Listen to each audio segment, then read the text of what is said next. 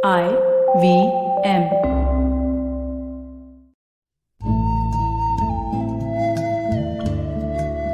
IVM के Hindi travel podcast टेढ़े मेढ़े रास्तों पर आपका स्वागत है। टेढ़े मेढ़े रास्ते ही क्यों?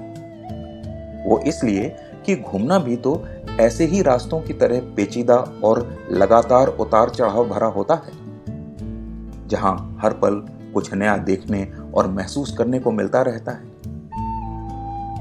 शर्त बस यही होती है कि आंख कान खुले रहने चाहिए। मैं हूं केशव चतुर्वेदी और मैं आपको ले चलूंगा इस जबरदस्त यात्रा पर और सुनाऊंगा ऐसी मजेदार कहानियां शहरों, किलों, महलों, सड़कों और सबसे अहम इंसानों की, जो पिछले 20 साल से ऐसे ही रास्तों पर भटकते हुए मैंने सिर्फ आपके लिए इकट्ठा की हैं। तो आइए शुरू करते हैं। सुबह के 5 बजे थे। मैं ट्रेन के डिब्बे में नीचे की साइड बर्थ पर सो रहा था। थोड़ी देर में लगा जैसे वो रुकी हुई है, क्योंकि हवा लगनी बंद हो गई थी और गर्मी लग रही थी।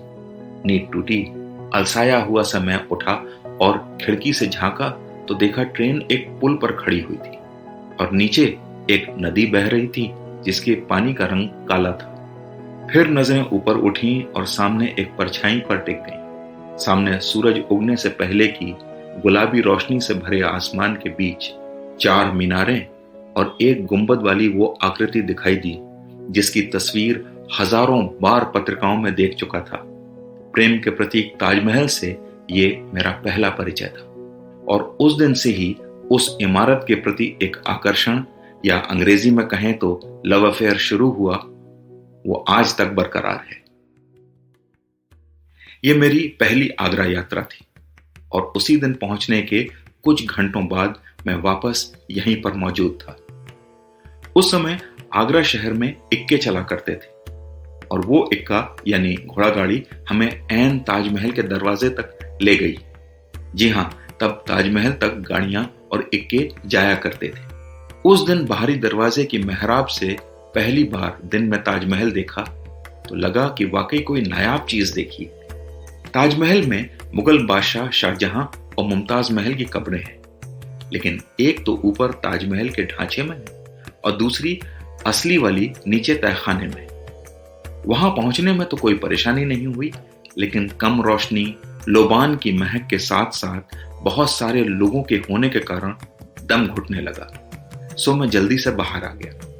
ताजमहल के संगमरमर वाले प्लेटफॉर्म से नीचे जब यमुना को देखा तो वहां से लाल किला भी दिख रहा था और नीचे कुछ सीढ़ियां भी दिख रही थी। मुझे बताया गया कि नीचे जो सीढ़ियां दिख रही हैं वो असल में घाट हैं। शाहजहां कभी कभी लाल किले से यहाँ नाव में बैठकर आता और ताजमहल की 4 में से किसी एक मीनार के ऊपर बैठकर कुछ समय बिताता था। गर्मियों के दिन थे और ताजमहल के अंदर मुझे एक और बात पता चली कि बारिश में ताजमहल के गुंबद से एक एक बूंद करके पानी सिर्फ मुमताज महल की कब्र पर गिरता है और आज तक लोग ये नहीं जान पाए कि ऐसा कैसे होता है।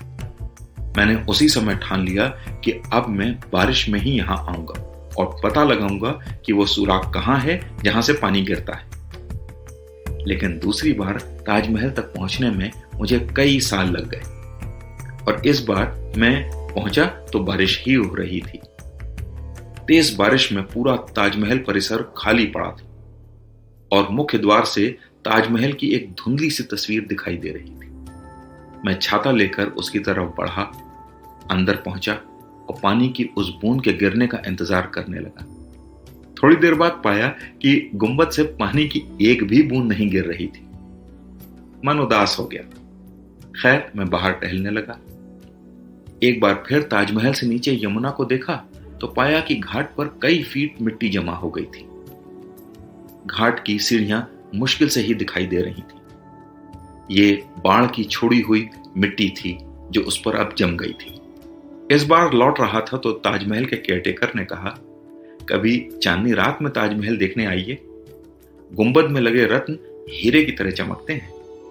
इस बार चमकते हीरों को देखने के लिए मैंने ज्यादा देर नहीं की। बारिश बीतने के 2 महीने बाद नवंबर की एक पूर्णिमा को मैं वहां पहुंच गया।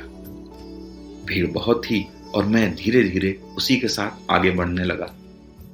एक बार फिर मैं ताजमहल के मुख्य द्वार पर था, जिसकी मेहराब से ताजमहल दिख रहा था। आसमान में पूर्णिमा का चांद, नीचे उसकी दूधिया रोशनी में नहाया ताजमहल और उसके रास्ते में मोरपंख के पेड़ों में भरे हुए जुगनू।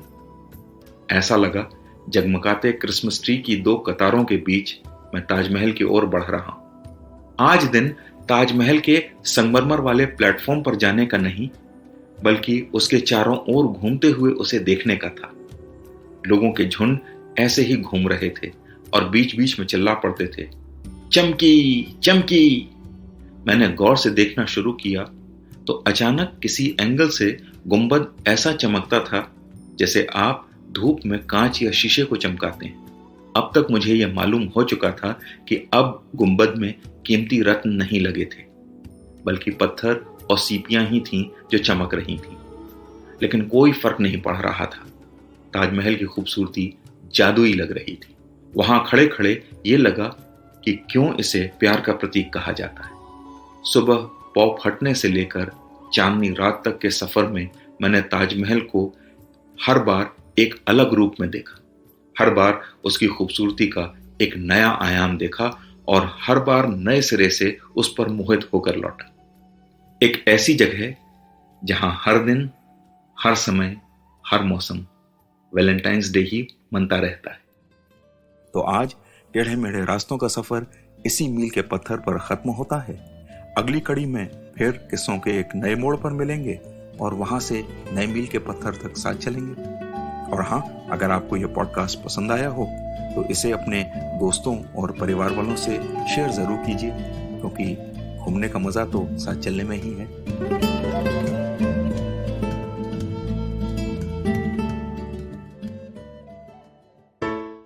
Hey everybody, it's been another great week on the IVM Podcast Network. On Cyrus Says, Cyrus is joined by actor and producer and author Tushar Kapoor. They discuss his new book, Bachelor Dad and Life as a Single Parent.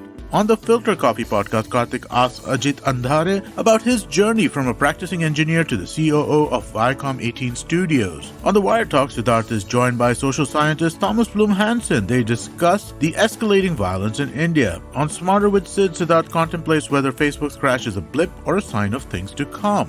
And on Tere Mere Raste, Keshav takes us to Himachal's most sought-after tourist destination, Manali.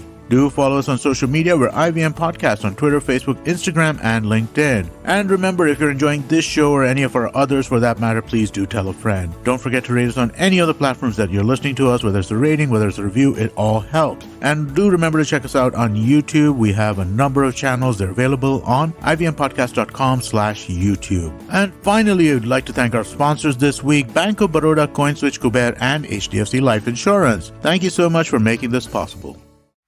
Inflation, fiscal deficit, GDP, MSP, NPA, equity market वगैरह वगैरह।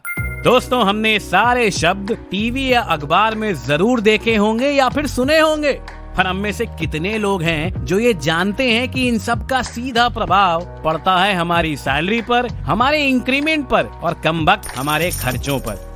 दोस्तों, मेरा नाम है अभिनव त्रिवेदी और मैं बात कर रहा हूँ इक्का दुक्का इकोनॉमी पॉडकास्ट से, जहाँ पे इस तरह के इकोनॉमिक और फाइनेंशियल टर्म्स को मैं जोड़ूंगा सीधा आपकी जेब से। हर मंगलवार एक नया एपिसोड सुने IVM पॉडकास्ट की वेबसाइट, ऐप या फिर किसी भी अन्य पॉडकास्ट प्लेटफॉर्म पर।